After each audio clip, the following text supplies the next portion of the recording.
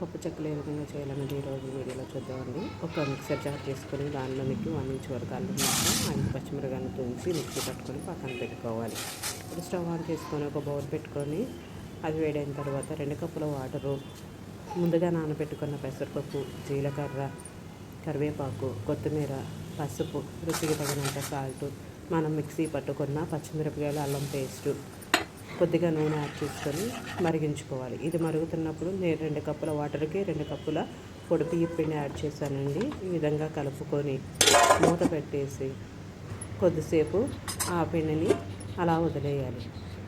ఇప్పుడు ఈ మిశ్రమాన్ని మనము కలుపుకుంటూ ఒక ఉండలాగా చేసుకోవాలండి. ఈ విధంగా మనం చేసుకోవాలి. ఇప్పుడు చిన్న చిన్న బౌల్స్గా చేసుకోవాలి.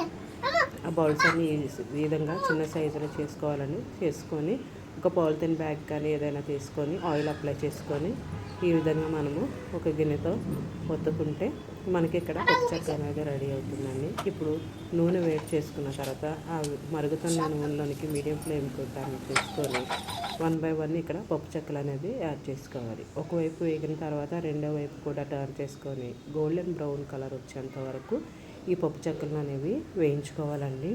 చాలా టేస్టీ ఉంటాయండి, చాలా బాగుంటాయండి. ఎంతో రుచికరమైన పప్పు చెక్కలు అనేది ఇక్కడ రెడీ అయ్యండి. నచ్చితే లైక్ చేయండి, షేర్ చేయండి, సబ్స్క్రైబ్ చేయండి.